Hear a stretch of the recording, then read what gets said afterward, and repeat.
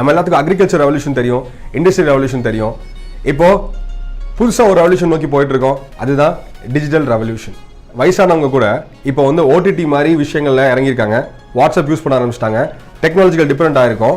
எந்த ரெவல்யூஷனை எந்த கண்ட்ரி ஆரம்பிக்கிறாங்களோ அந்த கண்ட்ரி தான் ப்ராஃபிட்டபுளாக இருக்கும். அந்த கண்ட்ரியை சேர்ந்த கம்பெனிஸ் தான் மோஸ்ட் ப்ராஃபிட்டபிள் கண்ட்ரிஸாக இருப்பாங்க. அவங்களோட எக்கனாமி வந்து ரொம்ப அதிகமாக இருக்கும். ஃபேங் எடுத்துக்கலாம், Facebook, Amazon, Netflix and Google. இது 4மே வந்து அமெரிக்கன் கம்பெனிஸ். இந்தியா வந்து டிஜிட்டல் ரெவல்யூஷனில் எந்த அளவுக்கு டெவலப்மெண்ட் ஆகிருக்கு. Hello, hi, welcome to Jeff the Jack. As a கவர்மெண்ட்டாக இந்தியாவா இப்போ வந்து யூபிஐ பேமெண்ட், இந்த யூபிஐ பேமெண்ட்டில் ரூபேன்னு ஒரு விஷயத்தை வந்து ஆர்பிஐ கொண்டு வந்திருக்கு. இந்த ரூபே கார்டு வந்து விசா கார்டுக்கும் மாஸ்டர் கார்டுக்கும் மாற்றாக வந்து நம்ம இந்தியன் கவர்மெண்ட்னால உருவாக்கப்பட்டது அந்த ரூபே கார்டு. ஒவ்வொரு டைம் நம்ம கார்டை எடுத்து ஸ்வைப் பண்ணும் போதும் அந்த காசு வந்து விசாக்கோ மாஸ்டருக்கோ போகும். இந்த ரூபே கார்டு கொண்டு வந்ததுலேருந்து காசு வந்து இந்தியாவுக்குள்ளே மட்டும்தான் இருக்கும். அப்படி ஒரு விஷயத்த வந்து அந்த சாதனையை வந்து இந்த இந்தியன் கவர்மெண்ட் பண்ணியிருக்காங்க. அதுக்கு வந்து கண்டிப்பாக நம்ம ஒரு குடோஸ் டு தெம். 50 கோடி கார்டை வந்து உருவாக்கியிருக்காங்க. இதன் மூலமாக ரூபே மூலமாக இந்தியன் கவர்மெண்ட்டுக்கு மந்த்லி டிரான்சாக்ஷன் வந்து 26 கோடி வரைக்கும் ஆகுது. இந்த ஒரு விஷயத்தில் கண்டிப்பாக நம்ம ஒரு சாதனை பண்ணியிருக்கோம். அதே மாதிரி கவர்மெண்ட் என்ன பண்ணியிருக்குன்னா பீம் ஆப் கொண்டு வந்திருக்கு. இந்த பீம் ஆப் மூலமாக இந்தியாவுக்குள்ளே லென்த் அண்ட் பென்த் எங்கே வேணால் நம்ம காசு அனுப்பிச்சிக்கலாம், மணி டிரான்சாக்ஷன் என்ன பண்ணிக்கலாம். உலக நாடுகளுக்கு கூட நம்ம பீம் ஆப் மூலமாக காசு அனுப்பிச்சிக்கலாம். கவர்மெண்ட் வந்து நமக்கு நல்லா சப்போர்ட் பண்ணுறாங்க. இது கூட கவர்மெண்ட் என்ன பண்ணணும்னா கவர்மெண்ட் வந்து பிரைவேட் கம்பெனிஸும் நிறையா ஊக்குவிக்கணும்.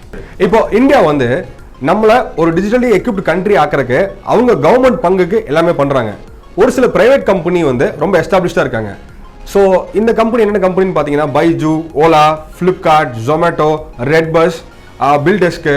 ஸோ இந்த மாதிரி ஒரு சில கம்பெனிஸ் வந்து இந்தியாவில் இருக்குது. ஆனால் இந்த ஒரு சில கம்பெனிஸ் மட்டும் போதவே போதாது. இந்த மாதிரி இன்னொரு 100 கம்பெனி வந்தால் மட்டும்தான் இந்தியா வந்து ஒரு டிஜிட்டல் சூப்பர் பவராக ஆகும். இந்த ஒரு விஷயத்த இந்தியா வந்து கவர்மெண்ட் மட்டும் தனியாகவும் செய்ய முடியாது, பிரைவேட் மட்டும் தனியாக செய்ய முடியாது. கவர்மெண்ட்டும் பிரைவேட்டும் வந்து ஒன்றா வரணும். இப்போ இதுக்கு தான் வந்து ஒரு ஃபண்ட் மேனேஜ்மெண்ட் கமிட்டி அப்படிங்கிற ஒரு விஷயத்த வந்து கவர்மெண்ட் வந்து ஆரம்பிக்கணும். இந்த ஃபண்ட் மேனேஜ்மெண்ட் கமிட்டி ஆரம்பிக்கிறது மூலமாக ஆர்பிஐ மூலமாக என்னாகும், ஒரு வெல்த் மேனேஜ்மெண்ட் கமிட்டி மூலமாக இந்த ஒரு வெல்த் எல்லாம் மேனேஜ் பண்ணி ஸோ இந்த மாதிரி பிஸ்னஸ் பீப்புளுக்கு எல்லாத்துக்கும் சப்சிடி கொடுக்கலாம். அவங்க எல்லாத்துக்கும் வந்து கவர்மெண்ட் இன்வெஸ்ட் பண்ணலாம். இப்படி இன்வெஸ்ட் பண்ணுறது மூலமாக யார் வேணால் ஈஸியாக வந்து ஒரு பிஸ்னஸை ஆரம்பிக்க முடியும். இப்போ டிஜிட்டலாக நம்ம வந்து ஒரு ஆப்பை நீங்களோ நானோ ஆரம்பிக்கணும்னா நமக்கு லட்சக்கணக்கில் காசு செலவாகும். இன்ஃப்ராஸ்ட்ரக்சர்லேருந்து எல்லா விஷயமும் வந்து நமக்கு ஒரு தனி மனிதன் வந்து காசு போட்டு பண்ண முடியாத ஒரு விஷயம் தான் இருக்குது. அதே வந்து கவர்மெண்ட் வந்து இன்வெஸ்ட் பண்ணி ஒரு ஃபண்ட் பண்ணாங்கன்னா ஆர்பிஐ மூலமாக நம்ம அந்த காசு வாங்குற மாதிரி ஒரு விஷயம் இருந்ததுன்னா கண்டிப்பாக வந்து நம்மளால வந்து ஒரு டிஜிட்டல் பிஸ்னஸ்குள்ளே இறங்கி மற்ற கம்பெனிக்கு சவால் விடுற மாதிரி ஒரு விஷயத்தை கண்டிப்பாக நம்மளால ஆரம்பிக்க முடியும். ஓகே, இப்போ எங்கெங்கெல்லாம் நம்ம பின்தங்கிட்டு இருக்கோம்னு பார்த்தீங்கன்னா சர்ச் என்ஜின் நம்மகிட்ட இல்லை.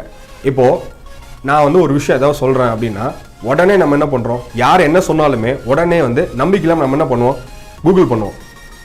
ஓகே, நம்ம இங்கே ஒவ்வொரு டைம் கூகுள் பண்ணும் போதும் காசு எங்கே போகுது, அது வந்து கூகுள் கம்பெனிக்கு போகுது. நம்மக்கிட்ட கூகுள் மாதிரி ஒரு சர்ச் என்ஜின் நம்மக்கிட்ட இருக்கா? கண்டிப்பாக கிடையாது. ஓகே, சரி, ஒரு மெயில் அனுப்பணும். நம்ம மெயில் அனுப்பலாம் அப்படின்னா Gmail, Rediff mail, rocket mail, எல்லா மெயிலும் இருக்குது. நம்ம நாட்டுக்கிட்ட ஒரு மெயில் கூட கிடையாது. மெயில் அனுப்பணுனாலும் நம்மளும் வந்து ஒரு மற்ற கண்ட்ரி டெவலப் பண்ண ஒரு சாஃப்ட்வேர் தான் நம்ம யூஸ் பண்ண வேண்டியதாக இருக்குது. நம்ம ஹார்ட்வேர் ப்ரொடக்ஷன் பண்ணுறதே கிடையாது. ஸோ ஹார்ட்வேர் ப்ரொடக்ஷனும் வந்துட்டு வெளியில் இருக்கிற காம்பனன்ட்ஸை வாங்கி இம்போர்ட் பண்ணி இங்கே நம்ம அசம்பிள் பண்ணி தான் யூஸ் பண்ணிகிட்டு இருக்கோம். ஸோ ஹார்ட்வேரில் நம்ம கான்சன்ட்ரேட் பண்ணணும். அதே மாதிரி artificial intelligence, semiconductor production, cellphone manufacturing, இந்த மாதிரி நமக்கு வேரியஸ் நிறையா துறைகள் இருக்குது. அந்த துறைகள் எல்லாத்தையும் வந்து இந்தியா கான்சன்ட்ரேட் பண்ணால் 100% வந்து இந்தியா வந்து ஒரு சூப்பர் பவர் ஆகிறத யாருனாலையும் தடுக்க முடியாது அப்படிங்கிறத ஒரு நிதர்சனமான உண்மை. அதே மாதிரி நம்ம முதல்ல சொன்ன 100 கம்பெனிஸ் மட்டும் நமக்கு போதாது. ஆனால் இங்கே வந்து ஒரு கம்பெனியை நம்ம பாராட்டி தான் ஆகணும். அதே பார்த்தீங்கன்னா ரிலையன்ஸ் இண்டஸ்ட்ரீஸ்.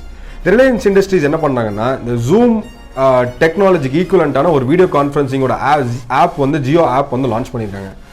இதன் மூலமாக நம்ம ஜியோ ஆப் யூஸ் பண்ணலாம், ஜூம் ஆப் யூஸ் பண்ண வேண்டாம் அப்படிங்கிற ஒரு லெவலுக்கு வந்துட்டாங்க.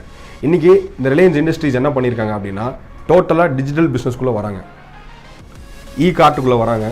நாளைக்கு வந்து டிஜிட்டல் பிஸ்னஸ் டெக்னாலஜிக்குள்ளே ஏற்கனவே வந்துட்டாங்க. ஸோ 5G டெக்னாலஜியில் ஜியோ வந்து கண்டிப்பாக ஒரு மிகப்பெரிய ஒரு வேவ்ஸை வந்து கிரியேட் பண்ணணும் அப்படிங்கிறதுல எந்த வகையான ஒரு சந்தேகமும் வேண்டாம்.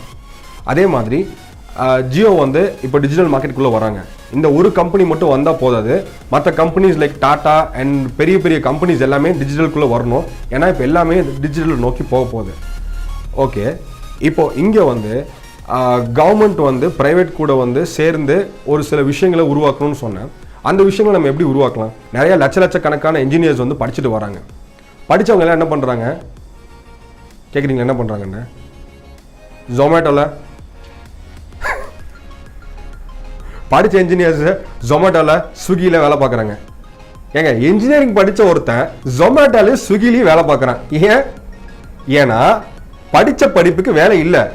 நம்ம படிக்கிற படிப்பு ஒன்று, இண்டஸ்ட்ரி டிமாண்ட் பண்ணுறது இன்னொன்று. இது நம்ம பண்ணிகிட்டே இருந்தோம்னா கடைசி வரைக்கும் நம்ம இன்ஜினியரிங் படிச்சுட்டு தம்பி என்ன படிச்சிருக்கேன் சார், நம்ம கம்ப்யூட்டர் சயின்ஸ் இன்ஜினியர் சார், எங்கே வேலைக்கு வரீங்க சார்? ஸ்விக்கி, மந்த்லி 30,000 சேலரி கொடுத்துரும். பைக் இருக்கா? இருக்குது சார். பைக் ஓட தெரியுமா? ஓகே. லைசன்ஸ் இருக்கா? இருக்குது சார். ஓகே. என்ன பண்ண போகிறீங்க சார்? வீட்டுக்கு போயிட்டு பீச்சா டெலிவரி. ஓகே சார், பண்ணிக்கலாம் சார். ஓகே. அதுக்கு எதுக்கு கம்ப்யூட்டர் இன்ஜினியர்? நம்ம வந்து அந்த மாதிரி ஒரு ஆப்பை உருவாக்கி, கம்ப்யூட்டர் இன்ஜினியர் இருக்குமா, அந்த மாதிரி ஒரு ஆப்பை உருவாக்கணும். அந்த ஆப்பை உருவாக்கி அந்த ஆப் மூலமாக சம்பாதிக்கணுங்கிற ஒரு விஷயம் நமக்கு வந்திருக்கா? நிறைய பேருக்கு கண்டிப்பாக வந்திருக்கும். ஏன்னா யங்ஸ்டர்ஸ் இப்போ எல்லாமே ஃபயராக இருக்காங்க. ஆனால் அவங்களுக்கு ப்ராப்பரான ஒரு சேனல் கிடைக்கிறது இல்லை. ஸோ கவர்மெண்ட் ஃபஸ்ட்டு என்ன பண்ணணும் அப்படின்னா, ஐஐடி மாதிரி என்ஐடி மாதிரி இருக்கக்கூடிய இன்ஸ்டிடியூஷன்ஸில் ஒரு டிஃப்ரெண்ட்டான கோர்ஸ் கொண்டு வரணும். Cloud computing, semiconductor manufacturing, hardware manufacturing, அப்புறம் வந்து 5G டெக்னாலஜி, இந்த மாதிரி டெக்னாலஜிக்கல் ஓரியன்ட் கோர்ஸ் நிறையா கொண்டு வரணும். இந்த கோர்ஸ் நடத்துகிற காலேஜஸ்க்கு வந்து சப்சிடி கொடுக்கணும், அதுக்கான ப்ரொஃபஸர்ஸ் கொடுக்கணும். இப்போ இங்கிருந்து படிச்சுட்டு போனாங்கன்னா அவங்களுக்கு வந்து லோன்ஸ் கொடுத்து ஒரு ஃபண்டிங் கொடுத்து, அந்த ஃபண்டிங் மூலமாக அவங்க புதுசாக ஒரு கம்பெனி ஆரம்பிக்க செய்யலாம். இல்லைன்னா வந்து இந்தியன் கவர்மெண்ட்டுக்காக அவங்கள ஒர்க் பண்ண வைக்கலாம். இந்த மாதிரி வச்சா நம்மளோட குவாலிட்டி இன்னும் இன்க்ரீஸ் ஆகும். அதே மாதிரி இப்போ ப்ரைவேட் கம்பெனிஸ் என்ன பண்ணுவோம்னா, அவங்களுக்கு வந்து என்ன மார்க்கெட் டிமாண்ட் அப்படிங்கிற ஒரு விஷயம் அவங்களுக்கு தெளிவாக தெரியும். ஏன்னா நாளைக்கு எல்லாமே வந்து ஆர்டிஃபிஷியல் இன்டெலிஜென்ஸ் நோக்கி போகுது. இப்போ ஒரு கம்பெனிக்கு ஆர்டிஃபிஷியல் இன்டெலிஜென்ஸ் வந்து எனக்கு தேவை அப்படின்னா, அந்த கம்பெனி என்ன பண்ணணும், ஒரு காலேஜ் கூட போய் டைப்ல இருந்துட்டு எனக்கு இந்த மாதிரி 100 பேர் வந்து ஏஐ படித்த 100 பேர் வேலைக்கு வேணும் அப்படின்னு சொல்லிட்டாங்கன்னா, அந்த 100 பேருக்கு இமீடியட்டாக வந்து வேலை கிடைக்க போகுது. படிக்கிறாங்க, படிச்சோன்னு வெளில போகிறாங்க. ஸோ அந்த கம்பெனி வந்து ட்ரைனிங் கொடுக்குற நேரம் வந்து ரொம்ப மிச்சமாக இருக்கும். ஏன்னா நம்ம படிக்கிற ஒரு விஷயம் ஒன்று, வேலை செய்யும் போது நம்ம வேலை செய்கிற துறை வந்து இன்னொன்றா இருக்கும் பொழுது கண்டிப்பாக ஒரு கஷ்டமான விஷயமா தான் இருக்கும். ஸோ இந்த மாதிரி வந்து ஒரு கவர்மெண்ட்டும் ப்ரைவேட் கம்பெனிஸும் நம்மள மாதிரி யங்ஸ்டர்ஸும் நம்ம எல்லாருமே சேர்ந்து ஒரு விஷயத்த ஒரு காமன் ஈக்குவேஷனுக்குள்ளே வந்தோம்னா கண்டிப்பாக வந்து நம்மளால நிறைய டிஜிட்டல் கம்பெனிஸ் உருவாக்க முடியும், நிறைய பேர்த்துக்கு வந்து வேலை கொடுக்க முடியும். அதே மாதிரி நம்ம கிட்ட இருக்கிற பாப்புலேஷனுக்கு நம்ம டிஜிட்டலாக ரூல் பண்ண முடியும். இந்த டிஜிட்டல் ரெவல்யூஷனை வச்சாவது இந்தியா வந்து நம்ம கலாம் சார் சொன்ன கனவை நோக்கி நம்ம போய் அட்லீஸ்ட் 2030 நம்ம ஒரு டெவலப் நேஷனா, ஒரு சூப்பர் பவரா, எல்லாத்துக்கும் ஒரு முன்னோடியான ஒரு பிரகாசமான ஒரு நாடா நம்ம மாறலாம் அப்படிங்கிறதுல எந்த ஒரு ஐயப்பாடும் இல்லை.